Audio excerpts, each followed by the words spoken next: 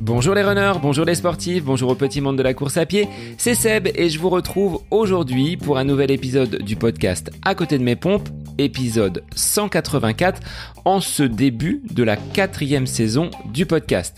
J'espère que votre rentrée s'est bien déroulée pour vous, mais aussi pour vos enfants, pour celles et ceux qui en ont, avec des températures caniculaires. C'est pas l'été indien encore, c'est l'été tout court qui se prolonge et qui, sur ce mois de septembre, nous offre de très belles journées. Mais quand il s'agit de réaliser des séances relativement intenses, c'est un petit peu plus difficile. Donc, prudence, privilégiez les séances matinales ou des séances avec beaucoup moins d'intensité. Comme je l'avais évoqué lors de l'épisode bilan de la saison 3 du podcast, mon souhait pour cette saison 2023-2024, la 4e du podcast, c'est d'attirer des sponsors, des partenaires pour rejoindre cette aventure débutée en juillet 2020 et qui ne cesse de grandir.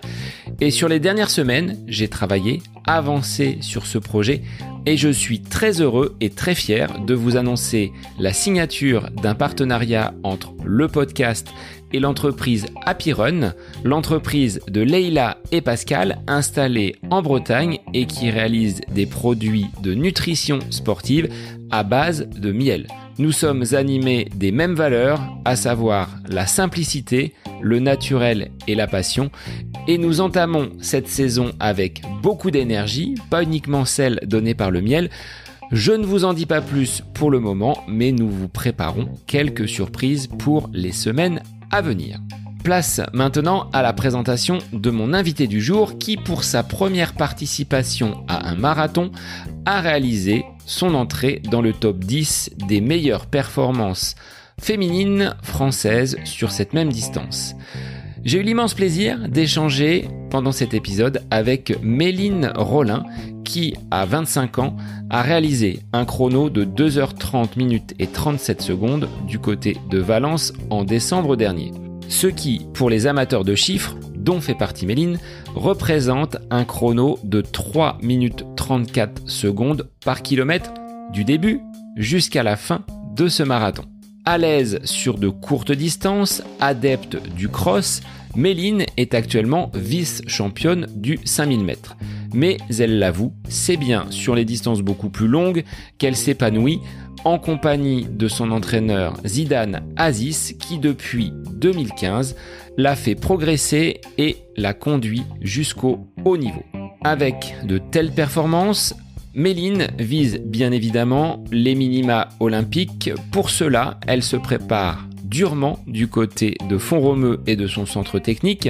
Ce stage en altitude a pour objectif de la mettre dans les meilleures dispositions pour disputer un marathon du côté d'Amsterdam en octobre prochain où elle souhaite réaliser les minima olympiques, à savoir atteindre un chrono de 2h28. Dans cet épisode, Méline revient sur son quotidien puisqu'elle exerce une activité professionnelle en plus de son statut de sportive de haut niveau. Elle nous évoque comment elle arrive à concilier les deux. Nous évoquerons avec Méline son entraînement, ses conditions de préparation, l'aspect matériel, mais aussi la nutrition, puisque Méline est une passionnée de cuisine. Elle est d'ailleurs accompagnée par Happy Run pour cet aspect de la nutrition sportive. Un grand merci donc à toi Méline d'avoir pris du temps dans ce stage de préparation du côté de Font-Romeu pour prendre part à cette interview du podcast. Il est temps pour moi de vous laisser en compagnie de Méline Rollin. Objectif Marathon Olympique Paris 2024, c'est le nouvel épisode du podcast À côté de mes pompes. Je vous souhaite une très belle écoute. Bonjour Méline, comment vas-tu en ce début de semaine ? Je crois que tu sors du kiné, actuellement donc en stage du côté de Font-Romeu. Bonjour, alors ça va très bien malgré la météo un peu maussade depuis hier. Là ça devrait s'améliorer demain mais tout va très bien, les entraînements s'enchaînent plutôt bien et j'ai hâte de rentrer dans le vif du sujet sur la prépa. Combien de temps va durer ce stage à Font-Romeu et qu'est-ce que tu y fais ? Qu'est-ce que tu prépares en altitude du côté de ce Centre national de Font-Romeu? Alors le stage dure 1 mois, ça fait, une dizaine de jours là que je suis arrivée donc il me reste, un peu ouais, 2 semaines et demie. Du coup, j'y vais pour préparer, principalement les championnats du monde de semi-marathon qui sont le 1er octobre et le marathon d'Amsterdam le 15 octobre. Donc ça va être, entraînement, bi-quotidien quasi tous les jours, ici à Font-Romeu et puis en altitude, puisqu'on sait qu'il y a beaucoup de bienfaits à s'entraîner en altitude. Tu apprécies le dénivelé du côté de cette région pyrénéenne? Alors c'est sûr que ça change de chez moi à Lille, hein, c'est pas très très très vallonné dans le nord où j'habite. Faut s'adapter au début, mais après c'est vraiment ça change en fait. Ça fait du bien de découvrir d'autres parcours, d'autres horizons que le lac où je m'entraîne quotidiennement toute l'année. Pour les athlètes de haut niveau, je me posais la question de cet accès au centre technique de Font-Romeu. Est-ce que c'est une demande que tu as effectuée? Est-ce qu'on te le propose? Comment se passe cette organisation de stage? Alors, en fait, j'ai un logement, que j'ai loué, personnellement, donc j'ai pris un Airbnb et ensuite, j'ai accès au Crêpes, mais à condition de payer un forfait. Donc moi, j'ai pris un forfait pour le mois. Je crois qu'il y a une réduction pour les sportifs de haut niveau, mais dans tous les cas, il faut payer l'accès. Donc on peut payer soit l'accès, à la piste. Après, on peut payer, aussi un accès à la musculation et puis tout ce qui est récupération, bain froid, sauna. Donc on peut choisir, l'un ou l'autre ou les 2 suivant nos besoins. Et ça a été un choix de ta part de venir en altitude pour ces échéances à venir, à savoir donc les championnats du monde de semi-marathon et le marathon d'Amsterdam. Oui, alors j'étais déjà venue l'année dernière justement au mois d'octobre quand j'ai préparé le marathon de Valence. Donc, j'étais venue un petit peu moins longtemps, un petit peu plus de 3 semaines. Et vraiment, déjà j'avais adoré le cadre, j'avais adoré m'entraîner là-bas. La météo était, pardon, était vraiment top pour un mois d'octobre. J'étais même surprise. Et puis en redescendant de ce stage, vraiment j'ai senti les bienfaits d'être partie en altitude. Déjà, je suis arrivée à Font-Romeu l'année dernière avec une petite gêne, pas une blessure, mais une petite gêne. Et au final, après, pendant plus de 3 semaines, les entraînements se sont déroulés hyper bien. Le fait aussi d'être à 100% la tête dans l'entraînement et pas avoir le travail à côté, je pense que c'est un plus. Donc, j'avais envie de renouveler l'expérience pour préparer le deuxième marathon. Et donc, c'était tout naturellement que je suis retournée à Font-Romeu. Alors, il n'y a pas trop de trafic sur les couloirs de cette piste de Font-Romeu.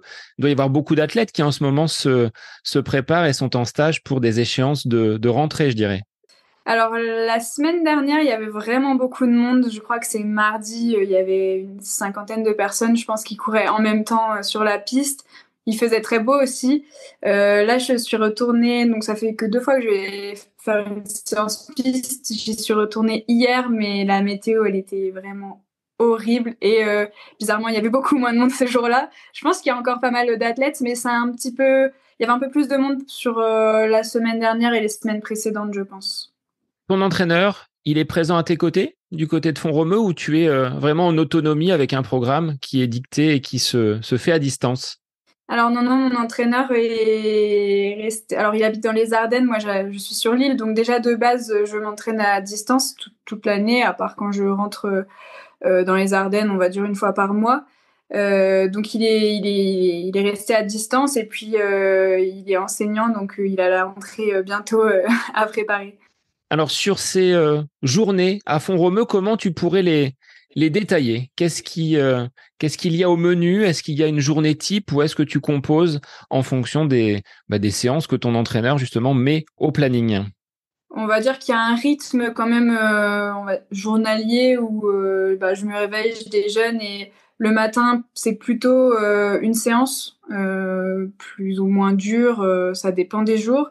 Et après, donc je rentre le midi, je mange. En général, je me force à faire soit à me poser dans le canapé, soit à faire une mini sieste parce que je fais jamais chez moi et là c'est l'occasion vraiment de prendre le temps. Et après, sur les coups de 17h, 18h, puis suivant un peu la météo, je retourne souvent faire un footing de récupération en fin de journée. avec le passage par la case soins, tu disais, hein, être de retour du kiné au tout début de cet enregistrement. Donc ça, c'est un petit plus que tu trouves à portée de ce centre d'entraînement donc de Font-Romeu. Oui, c'est ça. Alors du coup, là, j'ai pris accès au bain froid, sauna, hammam. Donc j'essaie d'y aller régulièrement, surtout au bain froid après les entraînements. Je trouve que c'est plutôt pas mal pour récupérer. Et ensuite, j'essaye d'aller voir les kinés, on va dire 2 fois par semaine. Souvent en fin de journée, à la fin des 2 entraînements, mais ça peut varier. Donc oui, je profite quand même d'avoir accès toute cette récupération vraiment juste à côté de chez moi et prendre le temps que je prends pas forcément quand je suis à Lille. On va revenir, Méline, un petit peu en arrière parce que tu ne t'es pas présenté, je ne t'ai pas posé la question. Donc, on a tout de suite dérivé sur Font-Romeu et ton stage actuellement donc en altitude. Est-ce que tu peux évoquer aux éditeurs qui tu es, d'où tu viens et on verra un petit peu le versant professionnel parce qu'il y a un lien avec la course à pied derrière. Oui, alors moi j'ai 25 ans, je suis originaire des Ardennes. Donc j'ai vécu là-bas jusqu'à mon bac. Ensuite, j'ai fait des études. J'ai fait une licence à Reims, puis un master à Lille où j'habite toujours actuellement et où je travaille maintenant puisque j'ai fini les études l'été 2021. Donc ça fait 2 ans que je travaille. Je travaille donc chez Decathlon en tant que data analyst à Villeneuve-d'Ascq. Et je fais de la course à pied depuis quand même pas mal de temps. J'ai commencé à l'âge de 9 ans, un peu par hasard. Mon père avait commencé à courir l'année précédente, si je me souviens bien. Et moi, j'avais pas trop de sport avec lequel j'avais accroché ou j'avais pas testé tant de choses que ça. Et je me suis dit, tiens, ça a l'air sympa. J'avais une amie qui courait aussi, donc je me suis lancée et comme j'ai vite progressé, j'ai jamais arrêté. J'ai pris goût à la compétition et au fil des années au haut niveau. D'une arrivée dans le monde de la course à pied par hasard à 9 ans jusqu'à un chrono qui te fait entrer dans le top 10 des marathoniennes françaises. Là, il y a eu quand même une évolution. Qui était la petite Méline qui a débuté sur ses premières compétitions quand tu avais donc là moins de 10 ans? Alors ça commence à remonter, mais moi je me souviens que je faisais vraiment ça pour m'amuser, pour être avec les copains. J'avais un coach super cool et un groupe vraiment vraiment au top. Et je m'entraînais dans mon village, le village où j'ai grandi toute mon enfance. Donc j'ai commencé vraiment comme ça pour m'amuser. Je prenais pas du tout ça comme au sérieux. Et puis au fur et à mesure des années, j'ai plutôt vite progressé. Mais tout de suite, j'ai vu que j'avais un attrait pour les longues distances, entre guillemets. On va dire qu'en minime, je faisais du 1000 mètres. Après, je me suis mis sur le 3000 mètres, le 5000 mètres, le 10 km, le 10 000 mètres. Et puis là, plus récemment, le semi et le marathon. Donc, j'ai commencé à progresser sur le 1000 mètres. Je me souviens en minime, j'ai fait mes premiers stages. Alors, c'était pas des stages nationaux, c'était des regroupements, on va dire, nord-est de la France, etc. Les stages Horizon 2020 à l'époque, ça s'appelait. Et au fur et à mesure, donc, je me suis pris au jeu quand même des résultats. Je voulais gagner, hein, c'est sûr. J'ai jamais aimé perdre de toute façon, donc je pense que ça a été aussi, une raison de cette progression. Et ouais, donc voilà, je me suis jamais posé la question de est-ce que je voulais devenir sportive de haut niveau, faire des grandes compétitions, etc. J'ai toujours gardé dans tous les cas mes études comme priorité, donc jusqu'à la fin de mon master, c'était les études et le sport. D'ailleurs, j'avais pas d'aménagement d'emploi du temps pour pratiquer mon sport. Mes profs à la fac ne savaient même pas que je courais pour la plupart, à part quelques profs justement qui eux couraient. Donc vraiment, je me suis jamais pris la tête sur ça. C'était certes, je m'entraînais de plus en plus, je cherchais de plus en plus à avoir des résultats, mais sans jamais me dire qu'un jour je serais sportive de haut niveau. Et puis d'ailleurs, j'ai fini mes études, j'ai commencé à travailler et je me voyais pas non plus à la fin de mes études tout arrêter et me consacrer uniquement au sport. Je pense que ça a été toujours un équilibre. Donc Ouais, ça s'est fait un peu naturellement. Alors, c'est sûr que maintenant, après la fin de mes études, je me suis dit, pourquoi pas essayer d'optimiser ce projet sportif avec un peu plus de professionnalisme, mais ça s'est fait vraiment au fur et à mesure des années. Tu as un club auquel tu es attaché, qui est celui dans lequel tu as commencé, ou tu as dû peut-être évoluer et changer de structure au fur et à mesure que tu es monté en niveau et en performance? Alors, j'ai pas beaucoup changé. J'ai commencé dans le club là où j'ai grandi dans mon village à partir de la catégorie cadette. Là, j'ai changé de club pour un club un peu plus grand quand même, où on avait des interclubs, etc. Parce qu'avant, c'était vraiment un tout petit club. Et puis, au fur et à mesure, il y avait moins en moins de gens de mon âge qui continuaient. Donc, avoir une équipe, c'était quelque chose quand même qui me tentait. Donc, j'ai rejoint mon club actuel, le GRAC Athlétisme. Et puis, bah, j'y suis toujours, donc depuis cadette. Donc là, tu participes par ce club à ces compétitions interclubs, à ces championnats de France. C'est sous ce dossard-là que tu as performé du côté d'Albi sur 5000 mètres dernièrement. C'est ça, je participe aux interclubs tous les ans. Moi, j'adore en plus l'ambiance interclub, ça change de la route quand même. Et puis, ça permet de revoir tous les gens de mon club, puisque comme je suis à Lille, je les vois pas très, très régulièrement. Et du coup, c'est super cool à chaque fois de retourner dans les Ardennes pour les interclubs. Alors, on n'a pas non plus un gros club, mais on est en niveau N2, N2, on passe en N2A si je dis pas de bêtises. Donc c'est quand même assez sympa et donc comme je sais qu'ils me soutiennent beaucoup, moi j'ai à cœur de rester dans mon club, le club de mes débuts entre guillemets et bah, de porter le maillot sur les championnats de France. Il y a cet amour du maillot, le fait de retrouver les camarades, toi qui t'entraînes seul. Est-ce que c'est pas difficile d'ailleurs d'être dans un objectif de performance et de s'entraîner individuellement de son côté? C'est pas toujours évident, c'est vrai. Alors après moi j'ai eu beaucoup l'habitude de m'entraîner toute seule depuis que j'ai eu mon bac, en fait, je me suis beaucoup entraînée toute seule. Il y a des périodes où j'avais quand même des gens qui m'accompagnaient un petit peu, mais globalement, j'étais plutôt toute seule. Après, ça m'a jamais non plus trop dérangée parce que j'aime bien le fait d'être assez libre de quand je vais aller m'entraîner, où je vais aller m'entraîner. Enfin, des fois, j'y allais m'entraîner pendant midi. J'avais comme ça, je m'étais entraînée pour le soir. Donc, j'aime bien cette liberté. Après, c'est vrai qu'il y a des périodes où c'est plus compliqué, notamment l'hiver, où il faut se motiver, ou pendant les prépas comme ça, les prépas marathons, où il y a des longues sorties et où ça peut être un peu ennuyant seul, alors qu'à deux, par exemple, ça passe plus vite. Mais globalement, j'arrive à rester motivée, j'ai un plan, je le suis, je saute jamais d'entraînement. Et puis quand je suis dans le nord, à Villeneuve-d'Ascq, il y a quand même le club de Villeneuve-d'Ascq avec lequel je peux faire des échauffements. Quand ils vont sur la piste, je suis aussi sur la piste, même si j'ai pas la même séance. Ça permet d'avoir du monde autour et de temps en temps, certains du club m'aident sur certaines séances. Donc, ça dépend un peu des périodes. Des fois, c'est vrai que j'aimerais bien avoir plus de gens avec qui m'entraîner, mais au final, ça me va bien quand même. Ce que tu peux retrouver peut-être à Font-Romeu avec des athlètes, je dirais, élites qui peuvent fouler donc cette piste. Là, tu es dans des conditions beaucoup plus professionnelles, je dirais. Oui, alors l'année dernière, j'étais partie avec le club de Reims, justement, donc j'étais jamais toute seule.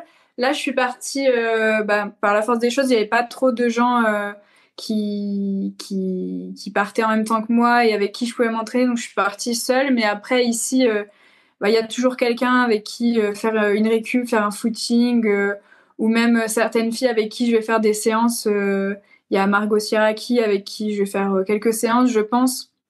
Donc là, je suis peut-être moins seule qu'au final dans le Nord, mais ça me va bien de temps en temps de me retrouver toute seule pour mon footing. J'aime bien aussi ce calme et surtout là, être dans la nature, c'est vraiment cool. Comment tu organises ta saison? Ça va dépendre, tu vas me dire, des objectifs qui sont fixés par ton entraîneur. C'est peut-être une co-construction que vous avez en fonction également de tes envies. On a l'échéance des Jeux Olympiques qui approche, mais Globalement, quel est ton fonctionnement? Est-ce que c'est un marathon d'automne, un marathon de printemps? Est-ce qu'il y a une saisonnalité en fonction des épreuves? Tu le disais, hein, il y a de la piste avec les interclubs, il peut y avoir de la route. Je sais que tu participes également au championnat de cross-country. C'est la palette de ces sportifs de haut niveau dont tu fais partie, d'être sur la piste, les crosses et le bitume pour une autre période de l'année? Oui, alors moi j'adore le fait que je puisse varier comme ça les compétitions et du coup les entraînements. Alors là, de plus en plus, la partie route, c'est mon objectif numéro un. Donc on fixe ces objectifs-là, donc notamment les marathons ou les semi-marathons qu'on voudrait faire. Après, par exemple, cet été, j'avais pas d'objectif sur route, ouais, peut-être un 10 km comme ça, mais je me suis dit, enfin, on s'est dit avec mon coach qu'on allait continuer, enfin, faire de la piste parce que bah, j'aime bien quand même avoir ce changement-là de séance complètement différente d'une prépa marathon et variée. Après, moi, vraiment, j'adore les crosses, donc en général, je les fais tout le temps dès que c'est possible pour notamment les championnats d'Europe de cross. J'y ai participé plusieurs fois, donc vraiment le cross c'est ce que j'adore. Là cet hiver j'ai eu une petite blessure justement en début d'année, donc j'ai pas pu les faire. Mais vraiment j'adore ça, et la piste ça permet quand même de varier, de faire un peu plus de vitesse. Donc là cet été vraiment c'était que pour le plaisir et puis pour travailler un peu des allures différentes. J'ai fait du 1500 mètres, du 3000 mètres et du 5000 mètres. Et au final, je trouve que ça m'a permis vraiment de pas me prendre la tête, même pas à niveau chrono. Je me disais, je veux battre mes records, mais je me fixais pas de chrono spécial en tête. Et au final, c'était une saison vraiment cool. Je fais un podium au championnat de France élite, donc c'est vraiment sympa. Et puis ça permet après de repartir sur une autre prépa marathon, bah, sans être, en étant hyper motivée, en se disant oh, j'en ai marre de faire de la route tout le temps. Là, je suis motivée pour reprendre les entraînements marathon du coup. Une marathonienne qui garde quand même une certaine vitesse. Entre le 1500 mètres, le 5000, c'est des efforts qui sont beaucoup plus brutaux et intenses. Comment on bascule de l'un à l'autre, de la piste au bitume? Est-ce qu'il y a des adaptations? Est-ce que tu dois modérer peut-être certaines séances et dire, oula, Méline, freine un petit peu parce que là, on est sur la route et on n'est plus sur des allures de 5000? Alors moi, je préparais pas forcément quand même le 1500 ni le 3000. D'ailleurs, je les ai fait en premier pour les interclubs, et puis après j'ai refait un 1500 parce que là, je sentais que j'étais pas mal et que je pouvais battre mes records. Donc on s'est dit, allons-y. Après, je m'entraînais plus pour du 5000, 10 km, voire semi. Mais du coup, cet été, j'ai fait moins de kilomètres que quand je fais une prépa semi-marathon ou même juste une prépa semi. Je pense que je suis pas allée au-delà de 120, 130 km cet été, mais ça a permis de garder ce foncier et quand même de travailler un peu des allures plus rapides. J'ai battu mon record sur 1500 mètres, sur 3000 mètres. Sur 5000, non, mais j'ai fait un podium au championnat de France, donc c'était quand même en soi pas si mal. Donc en soi, je me dis pas c'est un objectif, mais plus des petites étapes comme ça que je me fixais en attendant de repartir sur la prépa semi, la prépa marathon, qui là sont mes vrais objectifs. Combien tu mets de semaines sur ces prépas semi-marathon, marathon, pour des auditeurs qui sont comme moi, des amateurs? Là, on veut l'avis d'une professionnelle. On part sur combien de semaines d'entraînement avec quel volume? Tu le disais, hein, 120, 130 km, ça peut monter au-delà? Ah oui, oui, sur la prépa marathon, donc pour Valence, j'avais fait une prépa sur 8 semaines. En moyenne, on va dire 130 km. J'étais montée quand même 2 semaines à 150, 160. Et puis après, j'étais redescendue. Là, pour ce deuxième marathon, on est plutôt sur 9 semaines. Après, j'ai quand même fait une coupure après les championnats de France élite pour recharger les batteries, même si c'était pas la saison la plus fatigante, mais j'avais besoin de couper et de profiter. Donc on va être sur 9 semaines, je pense, vraiment après 10 jours de reprise. Enfin, oui, 10 jours de reprise.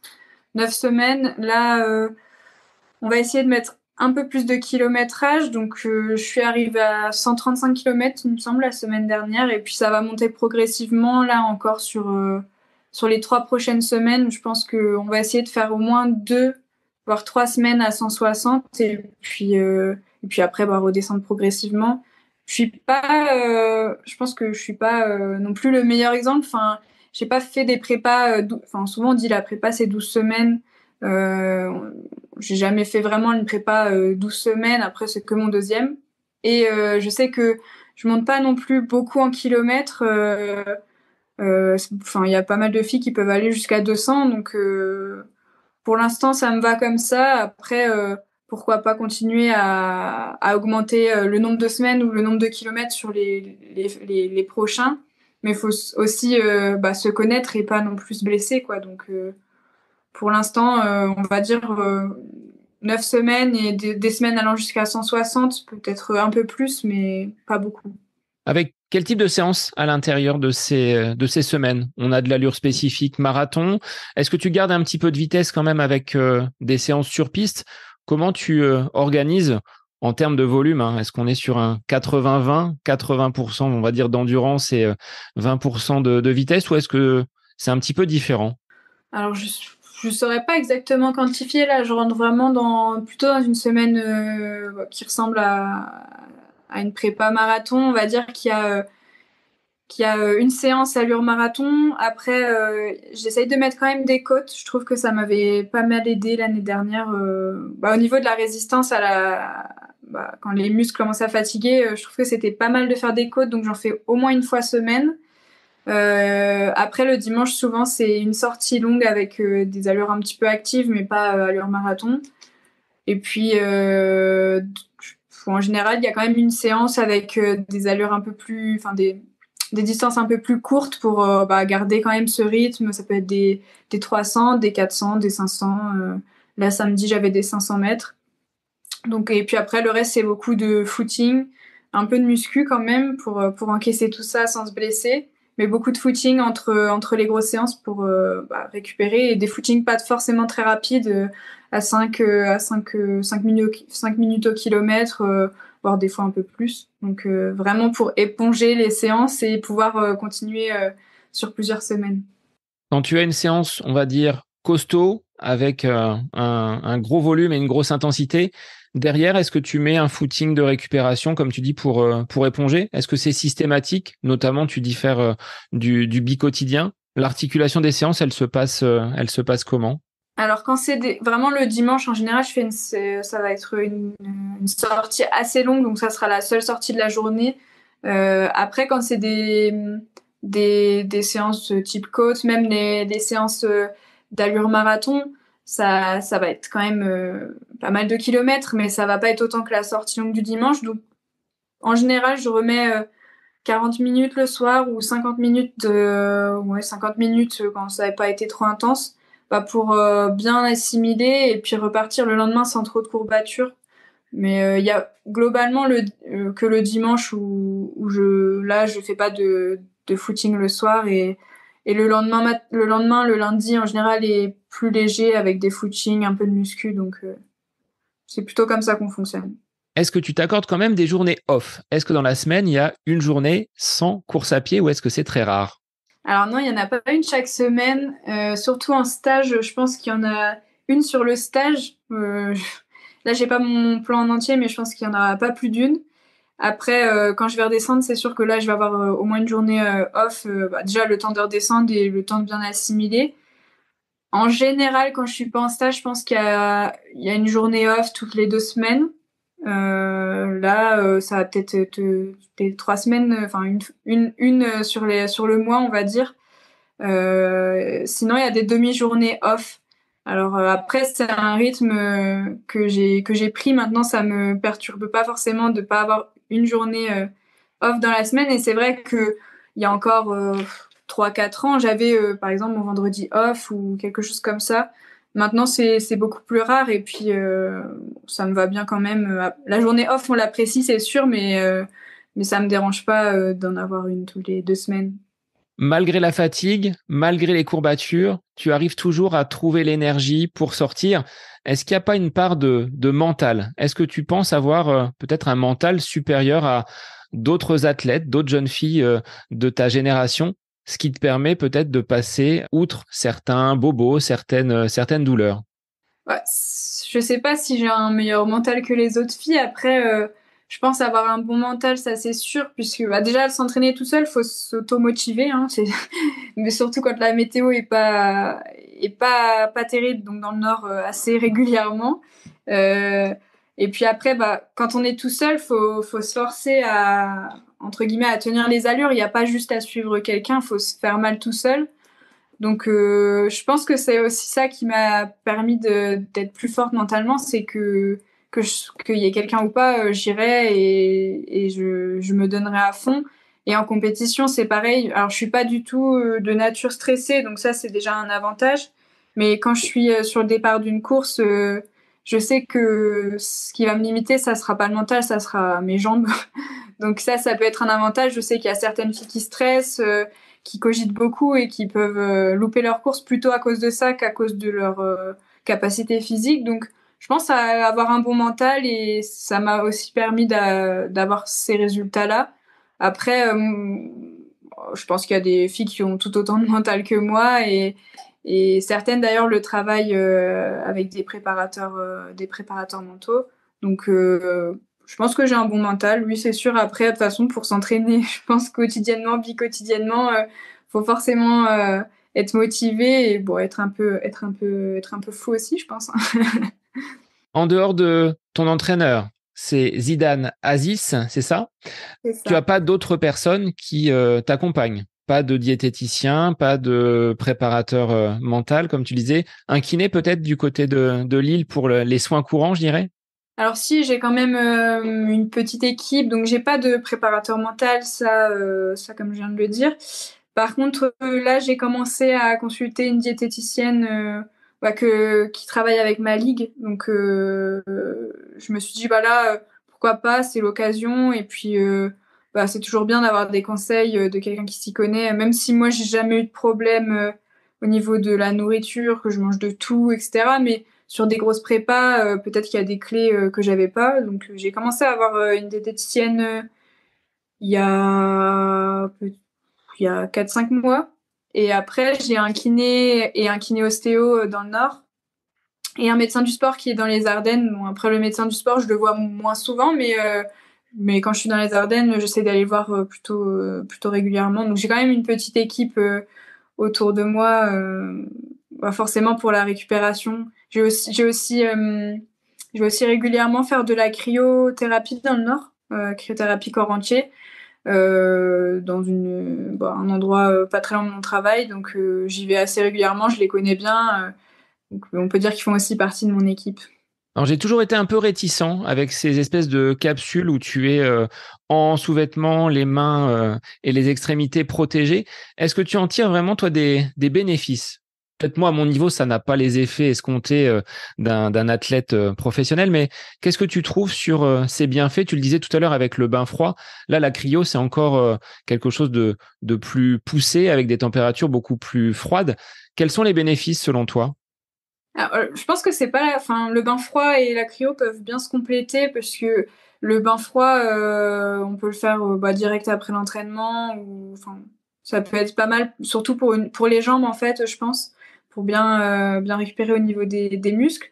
La cryo, ça peut aider aussi à la récupération, forcément, pour enchaîner mieux les entraînements. Je trouve que ça aide bien. Moi, ça me permet de me détendre aussi, surtout. Enfin, même si on est dans le froid, quand on ressort, on est apaisé. Ça me permet de me détendre, de mieux récupérer. Quand j'ai des petites gênes, des petits bobos, je trouve que le froid aide à bah, calmer directement la petite douleur et souvent ça aide à la faire partir. Donc il y a ça et puis après ça peut améliorer le sommeil. Alors moi j'ai pas de problème forcément de sommeil ça peut avoir des bienfaits sur le sommeil et donc sur la récupération forcément. Donc moi je trouve que c'est pas miraculeux forcément, mais en faire régulièrement, je trouve que ça m'aide à mieux encaisser les séances, à mieux enchaîner. Et puis j'adore y aller parce que l'équipe est super cool et que quand je ressors, je suis détendue et je me sens zen. Et sur un plan, donc, tu disais nutritionnel, est-ce que c'est toi qui cuisines tous tes plats? Parce que je sais que tu es fan de cuisine, de pâtisserie également. Alors, comment tu composes tes repas et qu'est-ce que l'on met dans une assiette de championne? Alors oui, j'essaye de faire globalement tous mes repas. Après, c'est vrai que des fois, par manque de temps, je prends quelque chose au travail, mais en général, c'est quelque chose qui reste plutôt équilibré, hein. Je vais pas me manger burger frites le midi alors que j'ai séance le soir.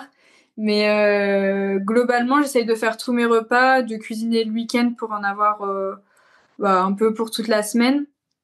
Et puis après, la composition, bon, moi franchement, je mange de tout, je pèse pas, je compte pas, je sais juste qu'il me faut des féculents, des protéines et puis des légumes, pour être en bonne santé, pour bien récupérer et enchaîner entre les entraînements.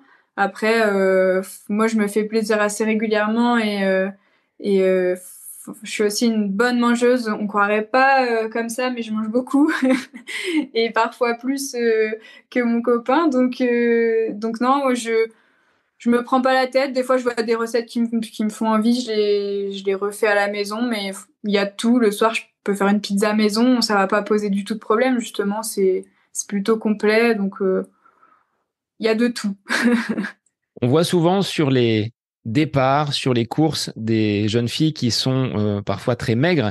Est-ce que dans ton entourage, dans la sphère qui berce finalement ton quotidien, à savoir les athlètes professionnels, il y a des troubles de l'alimentation qui peuvent conduire certaines jeunes filles jusqu'à la blessure, voire encore plus loin? Oui, oui, il y en a beaucoup, notamment chez les filles, mais il y en a aussi, je pense, chez les garçons. C'est moins répandu, on en parle moins, mais chez les filles, ouais, je pense qu'il y en a beaucoup. Déjà, il y a beaucoup de filles qui, je pense, contrôlent ce qu'elles mangent. Donc, c'est bien, mais ça peut vite devenir une obsession. Et puis après, il y a des filles qui se privent ou qui peuvent se faire vomir. Ça, je sais que c'est plutôt courant dans le milieu, notamment de l'athlétisme. Je pense que j'ai connu des filles qui avaient des petits soucis comme ça avec la nourriture. Après, c'est toujours difficile d'en parler avec. Euh, Moi, je j'ai pas de problème avec ça et justement, si je peux aider à décomplexer les gens, les filles sur la nourriture, c'est avec plaisir. Quand j'ai créé mon compte de cuisine, franchement, il y a tout dessus. Forcément, il y a des recettes un peu plus légères parce qu'on peut pas manger non plus tous les jours des fondants au chocolat, mais il y a aucune raison de se priver, surtout avec tout le sport qu'on fait en courant tous les jours, l'organisme il assimilera ce qu'on va manger, donc et ça sera consommé dans la journée. Moi, je pense que il y en a pas mal, surtout au niveau du haut niveau. Après, moi, dans le club dans lequel je m'entraîne, je pense il y en a pas trop ou pas du tout. Enfin, j'ai jamais remarqué, mais régulièrement, oui, sur les compétitions, je pense qu'il y a des filles comme ça qui ont des troubles du comportement alimentaire. Est-ce que tu t'autorises une bière de récup, toi qui habites dans le nord, du côté de Lille, après une bonne séance ou après une compétition? Est-ce que c'est autorisé? Alors, généralement, j'évite après la séance ou la compète parce que l'alcool, ça déshydrate. Donc, pour une bière sans alcool, peut-être, mais j'évite au moment des gros entraînements ou proche des échéances. Par contre, j'ai aucun problème à boire, que ce soit une bière ou même, j'aime bien les cocktails aussi, une fois en famille le week-end de temps en temps. Ou là, quand j'étais en vacances, je buvais pas de l'alcool tous les jours, mais régulièrement on buvait un petit cocktail, etc. Je me prive pas. Après, j'essaye de faire attention quand même, notamment pendant les grosses prépas, pendant les compétitions. Je vais pas. je vais pas trop boire d'alcool puisque il y a des risques quand même de plus se blesser, je pense, en buvant de l'alcool. Mais j'aime bien la bière, oui, forcément. Je viens des Ardennes et j'habite à Lille, donc c'est deux endroits où la bière est bien connue et où c'est un des alcools préférés. Alors sur une pré-compétition, juste avant une séance, quels seraient finalement tes aliments préférés pour avoir l'énergie maximum et sans trop de désagréments, je dirais? Est-ce qu'il y a un menu type? Est-ce que tu as un petit déjeuner ou un repas qui est celui qui marque derrière la performance sans avoir trop de troubles comme on peut les rencontrer parfois? Ça dépend un peu du moment de l'entraînement, de la compétition. Après, moi, j'ai un petit déjeuner fétiche, entre guillemets, que je prends pas tous les jours, mais quasi. Et même quand j'ai des compétitions, c'est du pain, du beurre de cacahuète et de la banane. C'est vraiment ça que je mange très régulièrement. Euh, Après, quand c'est des courses plutôt l'après-midi, en soirée, je mange des trucs assez simples, salade de pâtes ou pâtes, poulet, des trucs qui se digèrent bien, pas trop de fruits, pas trop de légumes le jour de la course. Et puis sur les grosses compétitions type semi, type marathon, là je prends pas uniquement du pain et de la banane, je pars plutôt sur des gâteaux sport. Et euh, et là j'ai commencé du coup un partenariat avec Happy Run parce qu'en général justement ces gâteaux sport que je testais, je les digérais plus ou moins bien selon certaines marques, certains goûts. Et sur mon dernier semi, je l'avais pas hyper bien digéré, donc j'ai vu que Happy Run faisait des gâteaux sport très naturels, locaux, etc. Donc je les ai contactés pour pouvoir tester leurs produits. Et là, au championnat de France élite sur le 5000, c'était mon goût. Enfin, j'ai pris en goûter un gâteau sport vu que je courais en soirée. Et j'ai hyper bien digéré, j'ai aucun problème d'énergie ni de maux de ventre. Donc là, je sais ce que je vais prendre sur mes prochaines grosses échéances en petit déjeuner, puisque du coup, là, ça sera des courses à, je pense, 8 heures du matin, 8-9 heures grand max. Donc ça sera mon petit déjeuner sur les prochaines compètes. Donc, tu as frappé à la porte du rucher de Pascal et Leïla, du côté donc de la Bretagne.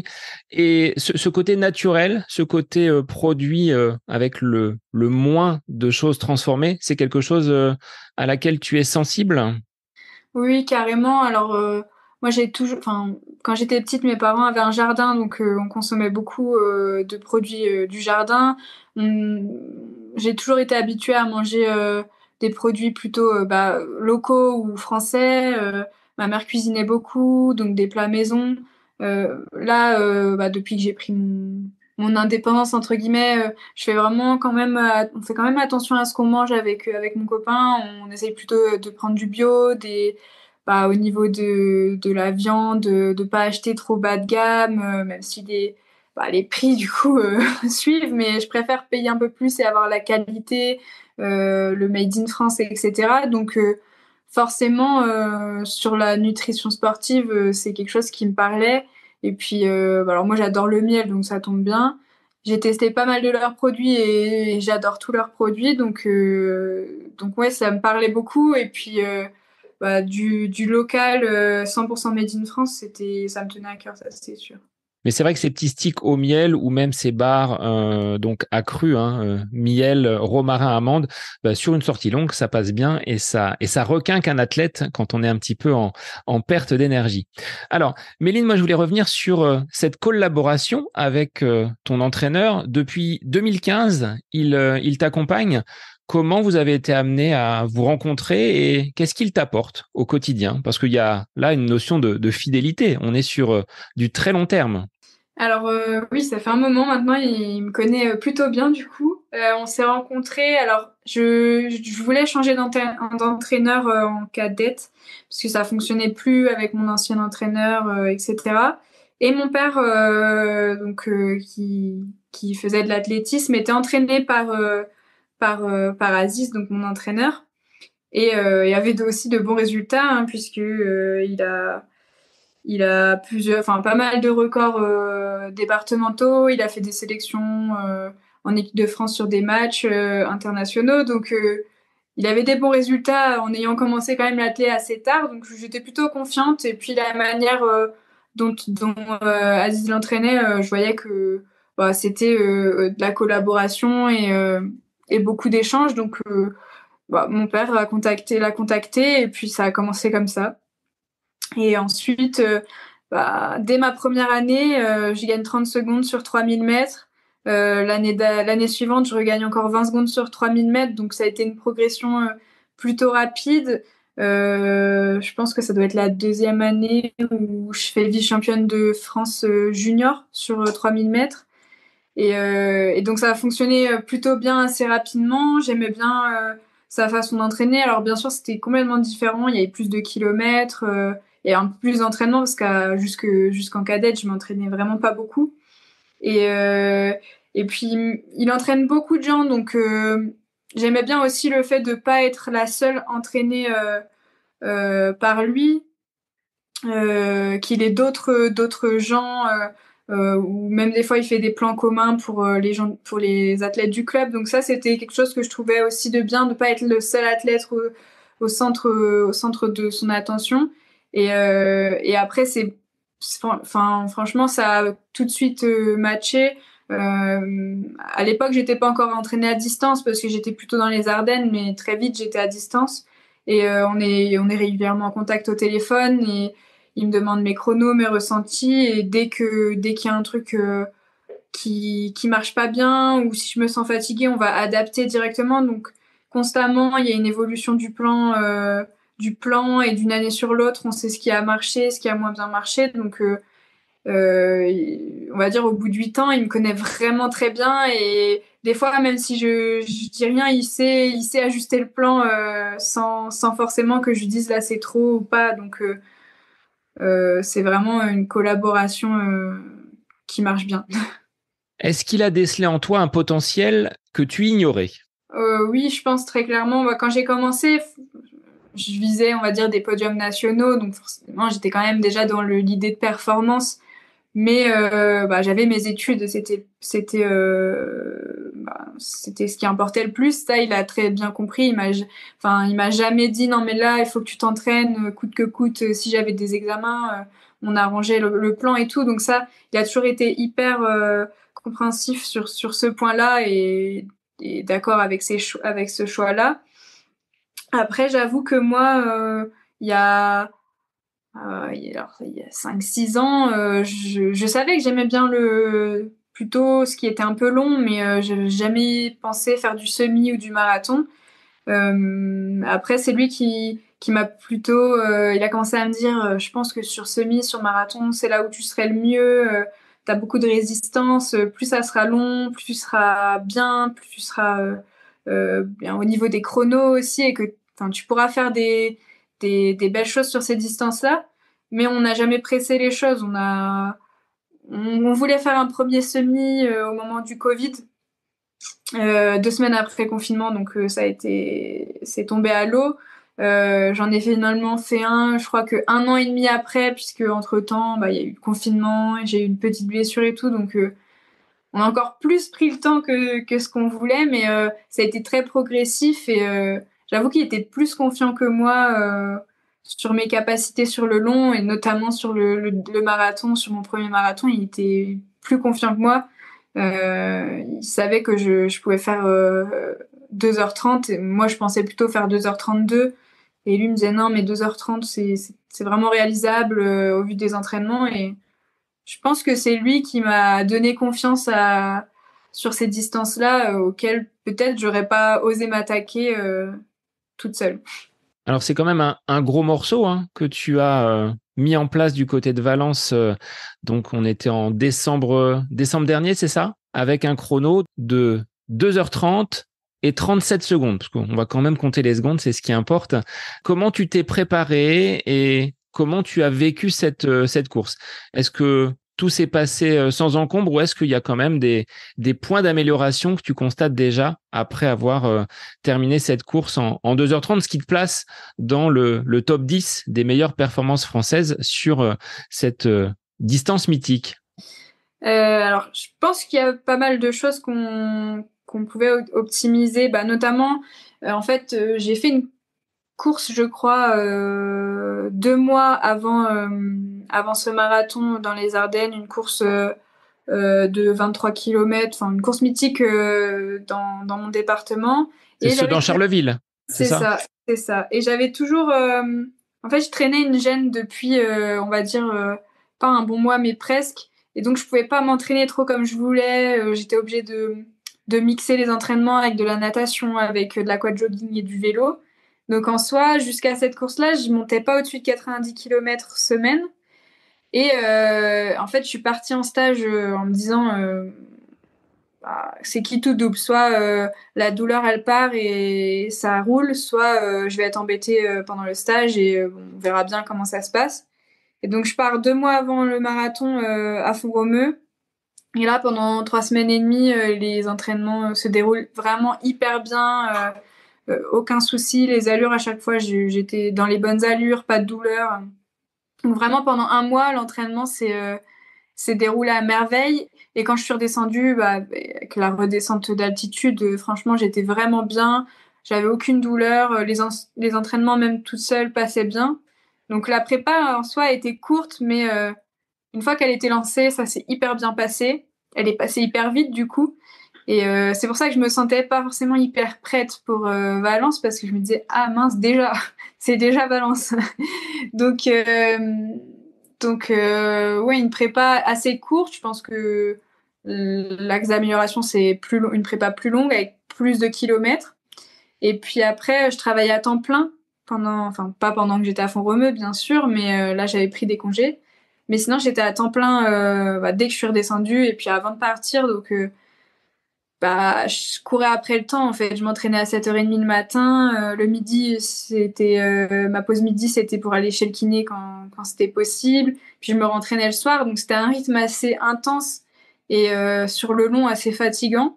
Donc, qui a tenu quand même hein, sur cette prépa, mais pas optimisé. Donc ça, c'était un axe d'amélioration, plus de sommeil, plus de récup, plus de temps. Et dernière axe, c'était qu'en fait, j'ai fait la même allure sur tout le marathon. Je suis partie à 3,34, 3,35 au kilomètre. Je suis arrivée à 3,34, 3,35 au kilomètre. Bon, je pouvais plus accélérer, mais j'ai pas ralenti.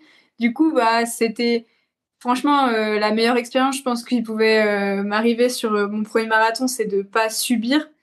Mais du coup, on se dit, pour le prochain, il faudrait peut-être prendre plus de risques en partant un peu plus vite, parce que qui fait un marathon sans variation d'allure à un moment je pense que il y a toujours, soit on part un peu lentement, on accélère, soit on est parti un peu vite, on ralentit. Mais donc ouais, je pense que c'est ce qui m'a donné envie de repartir sur ce deuxième-là, c'est que j'ai envie de tester en améliorant pas mal de ces axes, d'aller plus vite.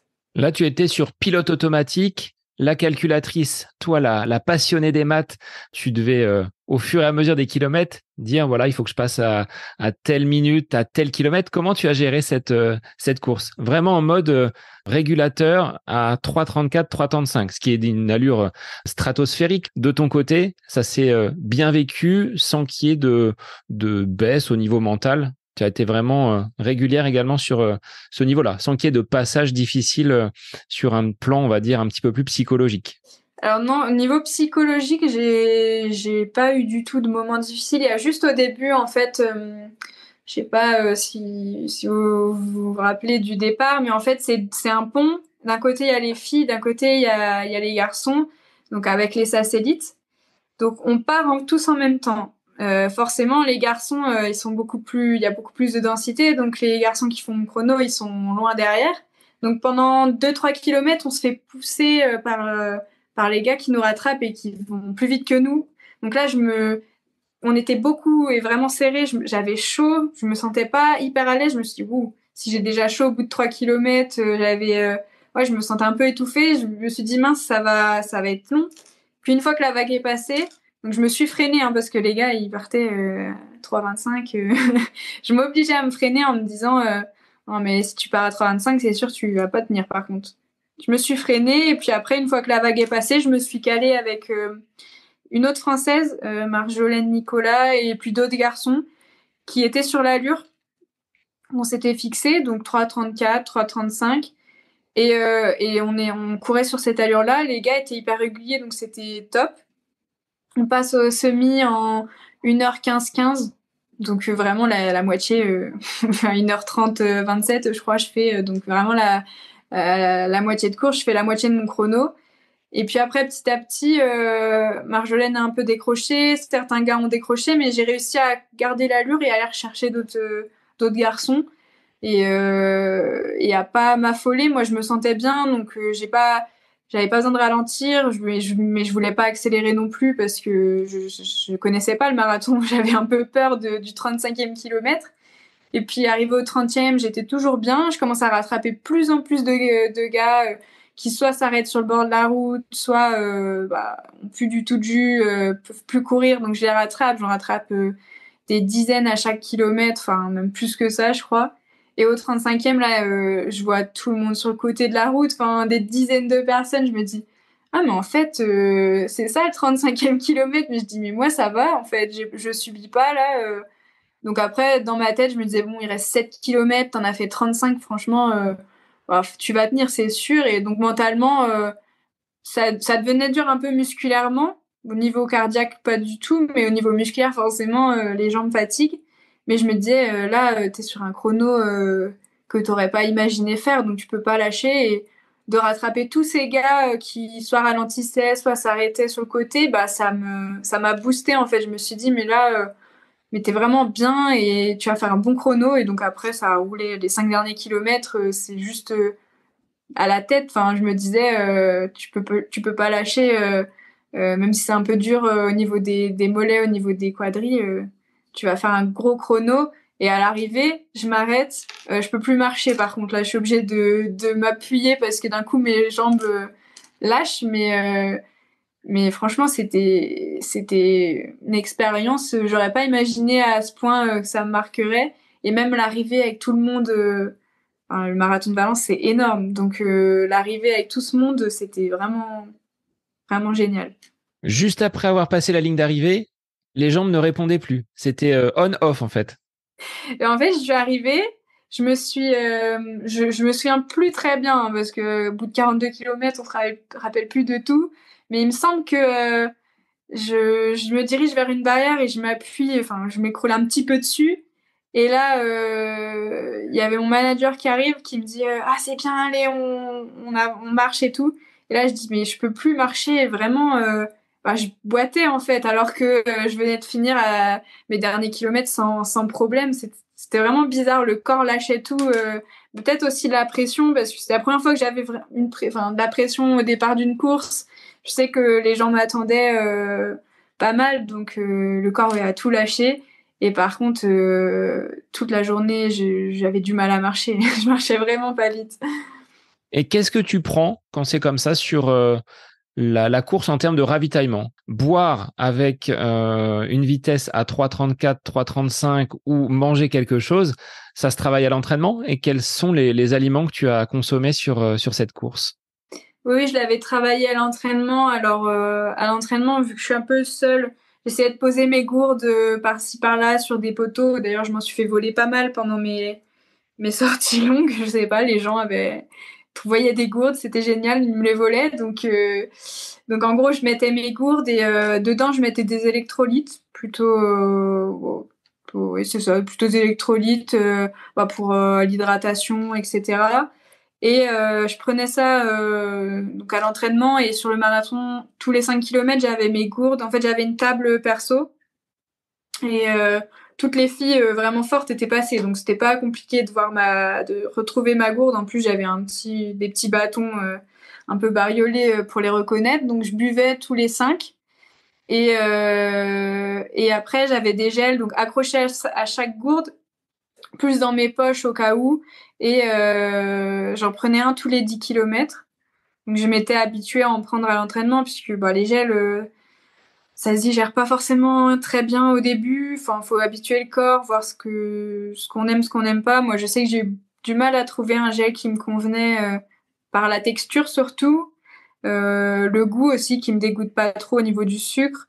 Par exemple, j'ai essayé Morten, j'y arrivais pas. C'était la texture, elle était je sais pas, ça me dégoûtait un peu.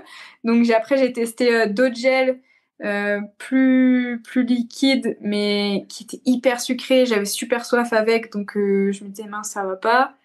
Et au final, j'ai réussi à trouver un gel. Donc, c'était des tubes en plus. Donc, c'était vraiment pratique le tube parce qu'une fois qu'il est ouvert, tu peux mettre ton doigt dessus pour pas tout boire d'un coup et continuer. Moi, je le buvais sur 2 kilomètres, je pense. Pas forcément en entier en plus. Hein. Je le pressais pas non plus.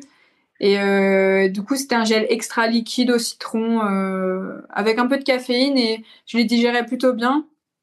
Bon, c'est sûr qu'à la fin du marathon, j'en avais pris tellement pendant ma prépa et le marathon que je pouvais plus les voir. Mais là, je pense que je vais reprendre ça aussi sur ma prépa.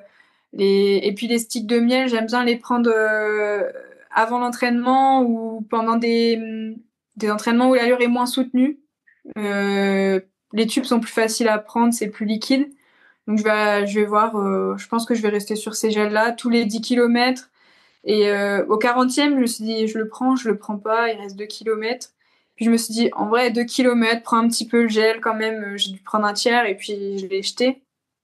Mais j'ai dû consommer 3 gels en gros sur la course. Quel conseil, Méline, tu pourrais donner aux coureurs? Parce que certains se préparent là pour le marathon de Tours, qui est un des gros marathons en France, pas très loin de la maison, hein, puisque j'habite dans le Loiret, donc on est à 75-80 km de Tours. Pour certains, ce sera La Rochelle dans les mois à venir.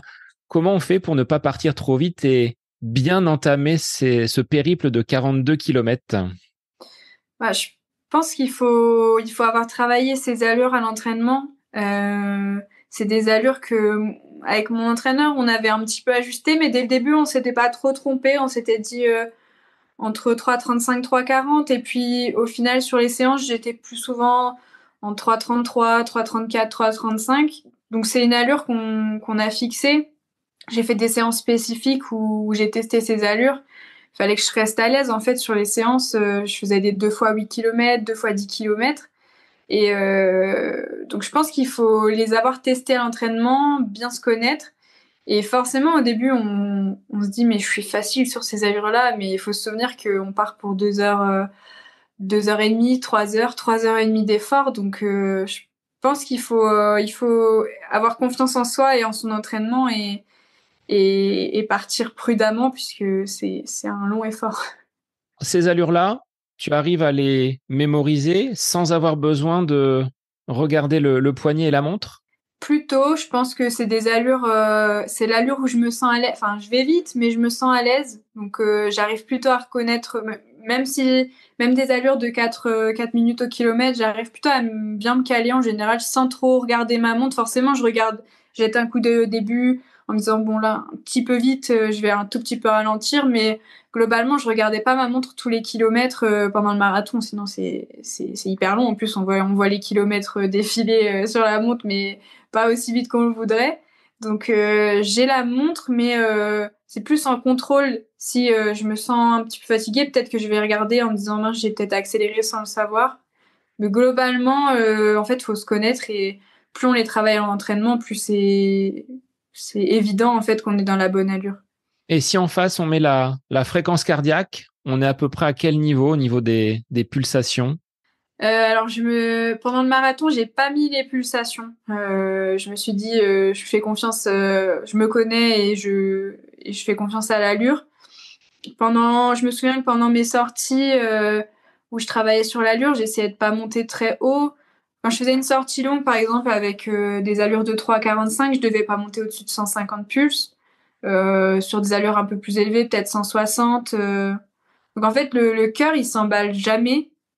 C'est d'ailleurs ce qui m'a marqué sur le marathon, c'est que j'arrive pas essoufflée, juste musculairement épuisée, mais pas essoufflée. Donc le cardio, ça peut être pas mal pour contrôler pendant l'entraînement. Après, est-ce que pendant le marathon, c'est utile?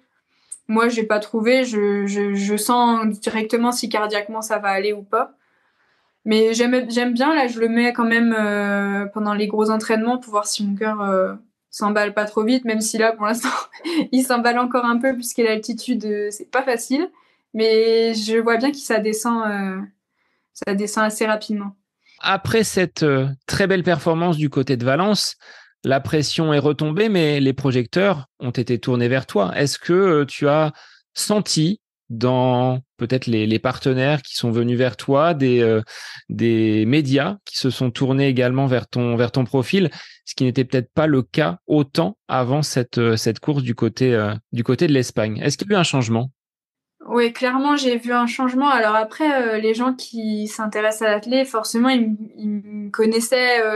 J'ai fait des podiums sur piste, j'ai fait les Europes de cross. Donc les gens vraiment à fond dans l'athlé me connaissaient déjà. Donc ça n'a rien changé. Par contre, bah, ça m'a donné, je sais pas comment dire, mais je pense un peu plus de légitimité bah, sur mon projet sportif. Notamment au niveau de mon travail, ça m'a permis d'avoir un aménagement d'emploi du temps. Je pense que sans cette performance-là, je l'aurais pas eu. J'ai eu un nombre de messages que j'avais jamais reçus sur les réseaux. En fait, le marathon, c'est la distance reine et puis ça parle à tout le monde en fait, qu'on soit professionnel ou pas. Faire un marathon dans sa vie, ça parle à un très grand nombre de gens et ça peut être un objectif d'un très grand nombre de gens. Donc en fait, plutôt des gens qui étaient pas trop dans le monde de l'athlé, les compétitions, etc., qui m'ont peut-être découvert. Mais oui, j'ai senti quand même beaucoup plus je sais pas comment dire, mais rien que sur les réseaux, je sais pas, j'ai dû gagner en espace de une semaine ou deux 1000 abonnés. Enfin, j'en avais 3000, je suis passée à 4000. C'est énorme en fait. Les gens ont été voir qui j'étais, etc. Donc j'ai vu quand même un changement et puis au niveau de mon projet, j'étais plus légitime. Les gens m'ont certainement prise plus au sérieux avec cette performance, puisqu'avant, j'avais juste fait un semi-marathon. Certes, un bon chrono, mais passer du semi au marathon, on sait que ça n'a rien à voir, quoi. Tu disais avoir un manager. Qu'est-ce qu'il gère pour toi? De quoi il s'occupe? Est-ce que c'est lui qui va négocier des contrats? Est-ce que c'est aujourd'hui facile quand on est athlète professionnel comme tu l'es, hein, je considère athlète professionnel parce que tu dédies une bonne partie de ton quotidien à cette activité-là. Est-ce qu'on peut vivre en étant sportive professionnelle dans l'athlétisme en France aujourd'hui? Je pense que c'est très compliqué. Il y a certains athlètes qui arrivent à en vivre, mais globalement, ils en vivent, mais la plupart, ils vivent tout juste, quoi. Enfin, ça leur permet de payer à la limite leur loyer et leurs courses, mais leur stage un peu, mais pas, enfin, ils vont pas gagner énormément d'argent pour ceux qui arrivent à en vivre, mais la plupart, je pense, n'arrivent pas à en vivre. Ou alors doivent trouver surtout des partenaires par eux-mêmes, des partenaires privés. Ça peut être des entreprises qui cherchent à soutenir des athlètes ou alors un équipementier qui peut, en plus de l'équipement, fournir du financier. Mais je pense que moi, j'ai pas enfin, je pense que je suis pas la meilleure pour pouvoir en juger parce que j'ai un travail à côté, donc j'ai mon salaire dans tous les cas qui tombe chaque mois. Je me soucie pas. J'ai pas peur de me dire, mais si j'ai plus le niveau, qu'est-ce que je vais faire, quoi. Donc, est-ce que je vais pouvoir manger à ma faim ou etc. Donc, je pense que c'est compliqué d'en vivre. Mais c'est possible en vraiment en se débrouillant bien, en ayant les bonnes personnes qui nous entourent et qui nous aident à trouver les bons sponsors, les bons partenaires. Après, sur la route, c'est peut-être un peu plus simple, je sais pas. Globalement, c'est compliqué en athlée, hein. On va pas se mentir. Même en ayant mon métier et un soutien financier, je serai jamais riche, hein, ça c'est sûr. Mais moi, j'estime que je m'en sors plutôt pas mal. Après, j'ai fait le choix de travailler à côté et pour avoir cette sécurité. Cette sécurité est peut-être un équilibre. Tu le disais, si je suis un petit peu blessé, bah finalement, je vais aller travailler et je vais pas être centré, focalisé sur la blessure, la blessure. Ça te permet de garder, on va dire, les pieds sur terre et de relativiser certaines choses quand les performances ou la forme n'est pas au rendez-vous. Ouais, clairement, moi, ça a toujours été un équilibre. Quand il y a une contre-performance le dimanche, C'est pas grave, lundi, la vie, elle continue. Tu vas au travail, tu vas faire tes études. Je me souviens, en 2021, du coup, là où j'ai enchaîné 2 fractures de fatigue. Donc, bon, la première, c'était ma première grosse blessure. Je me suis dit, ça arrive à tout le monde. Enfin, tout athlète dans sa carrière se blesse un jour. Mais la deuxième, j'avoue qu'elle a été un peu dure à digérer.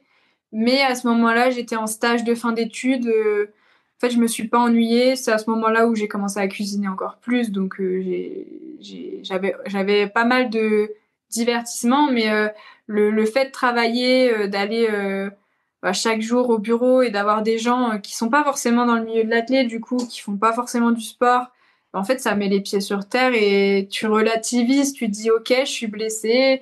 C'est peut-être pas mon objectif de la saison qui va se réaliser, mais il y a plus grave dans la vie. Donc moi, je pense que pour moi, c'est un équilibre et c'est pour ça que je me verrais pas sur 5 ans ne plus travailler. Peut-être avoir l'opportunité de préparer un marathon à 100%. Là, je dis ouais, ok, ça peut être bien, mais je veux garder le pied dans le monde du travail et ne pas me poser la question de qu'est-ce que je vais faire après.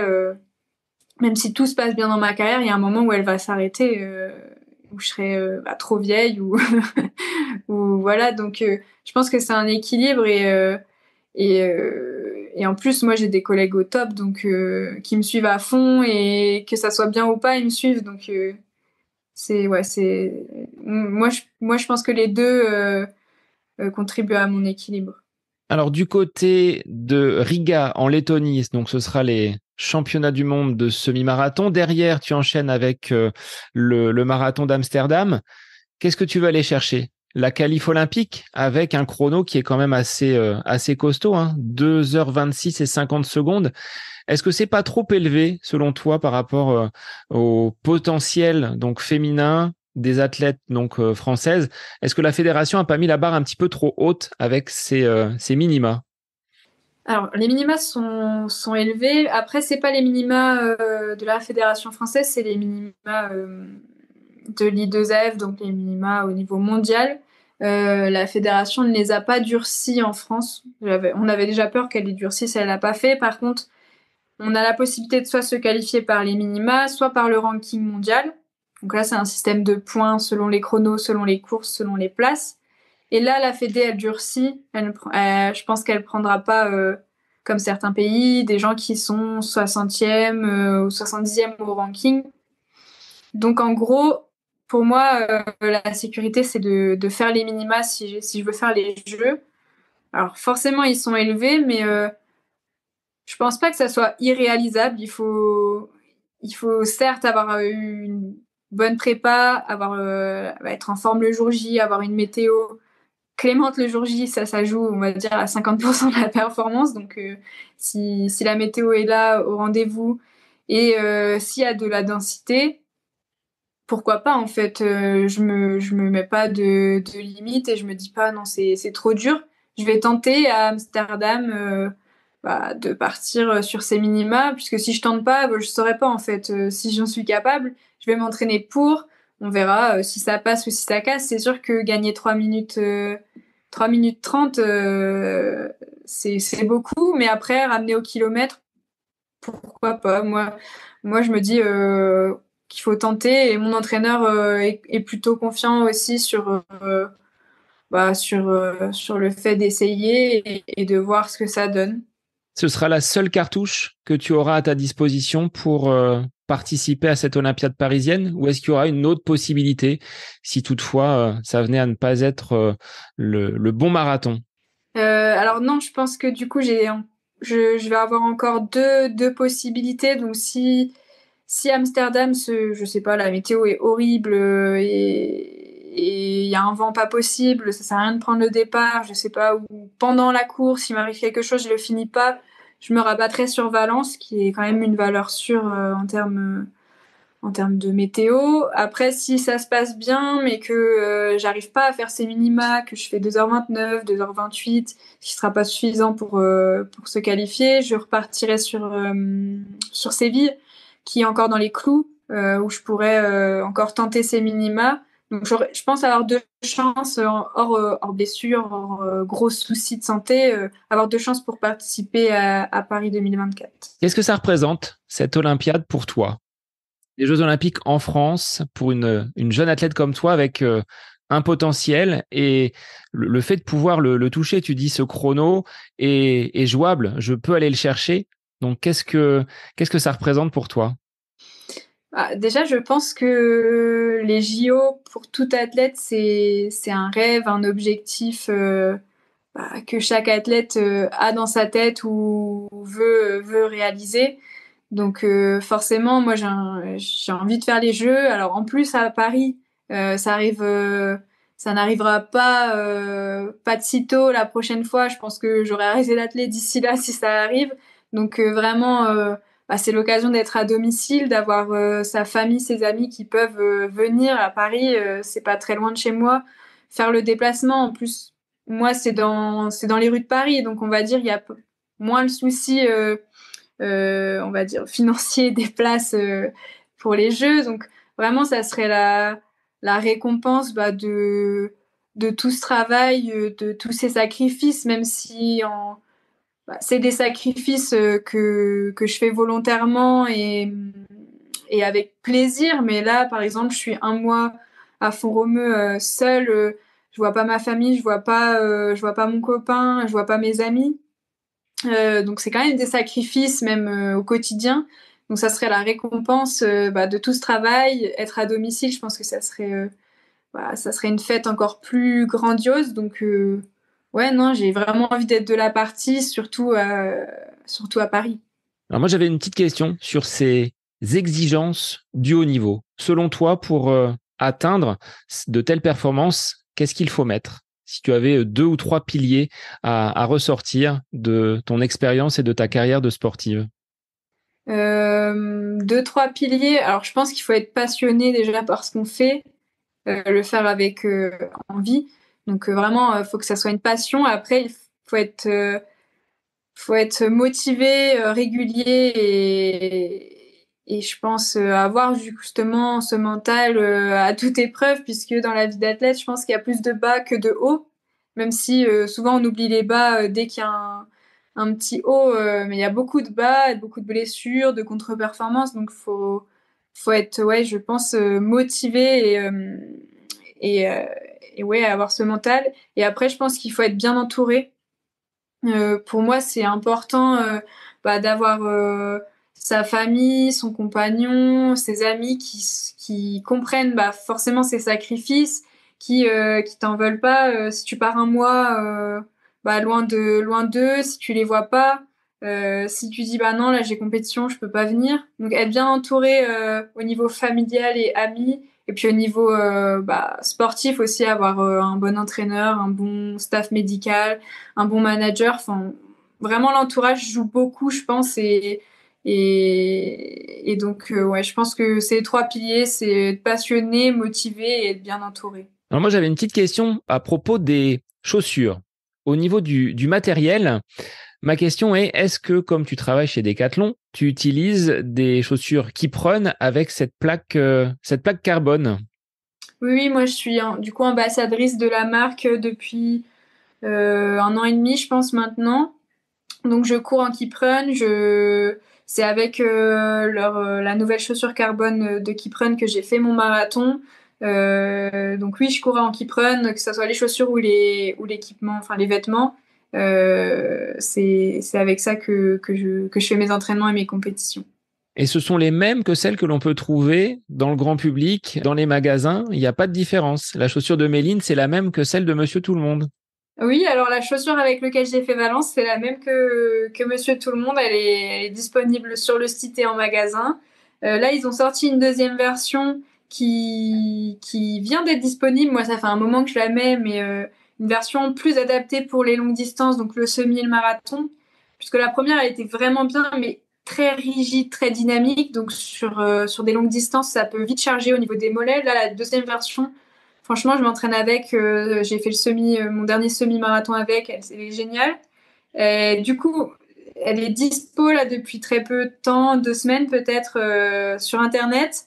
Alors, ce sera pas exactement la même que moi parce que j'en ai une personnalisée avec mon nom dessus, mais c'est hormis la couleur et le design, c'est la même. Au niveau des chaussures et de l'utilisation que tu en as, est-ce que tu es quelqu'un qui utilise tout le temps le carbone ou est-ce que tu portes ces chaussures vraiment spécifiques et tournées vers la performance à des moments très stratégiques? Est-ce qu'il y a une rotation? Comment tu organises ce port du carbone dans tes entraînements?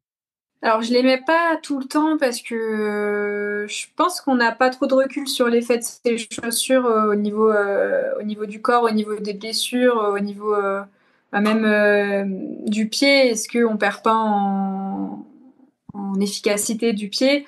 Donc, j'essaye de les mettre pas trop souvent. Après, sur les grosses sorties longues, les sorties marathon, là, je vais les mettre pour accumuler moins de fatigue et repartir plus vite à l'entraînement.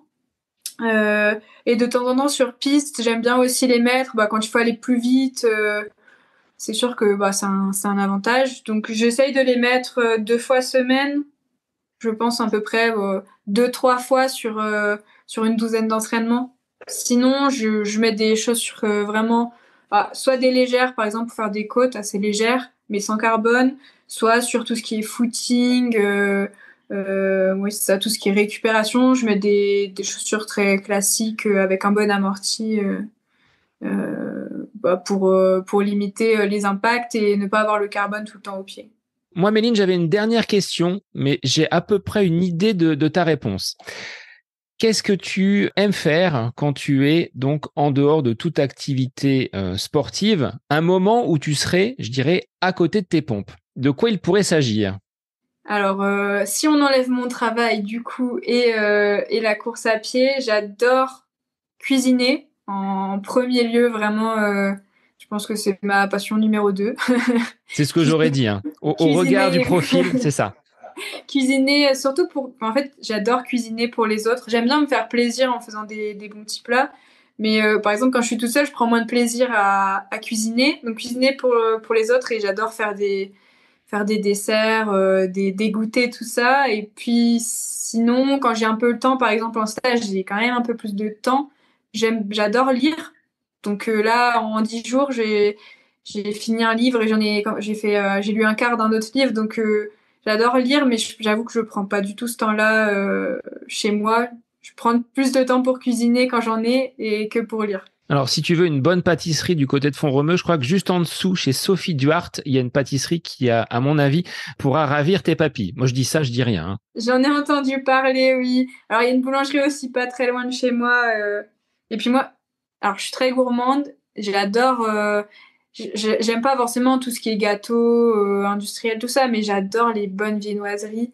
Et bon, là, j'essaie de me limiter à en prendre une fois sur la semaine et pas tous les jours, mais il y a une bonne boulangerie à côté et ils font vraiment des bonnes viennoiseries. Le plaisir avant tout. Oui, oui, non, mais franchement, une fois, qu'est-ce que c'est qu'une fois semaine, prendre un croissant aux amandes ou quelque chose comme ça, enfin, c'est rien. Mais quand même, répéter tous les jours, ça peut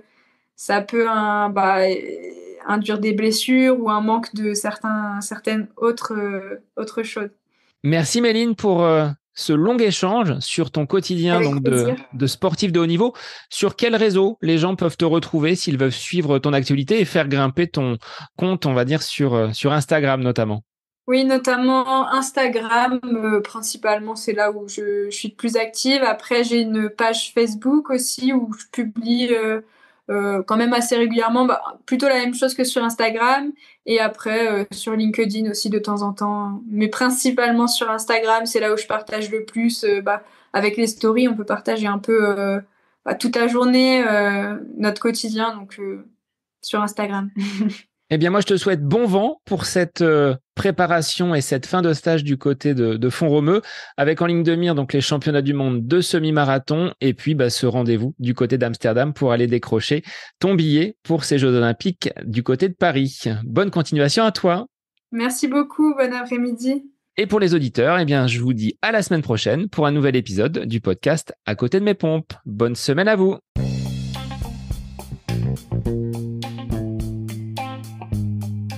J'espère que cet épisode avec invité vous aura plu. Je vous remercie infiniment de votre écoute. Pour faire remonter le podcast dans les classements, je vous invite à laisser une petite évaluation sur Apple Podcast, 5 étoiles, un petit commentaire, ça me fera énormément plaisir et vous permettrez au podcast d'être remonté, diffusé, déployé sur ces différentes plateformes de façon plus importante encore qu'il n'est actuellement.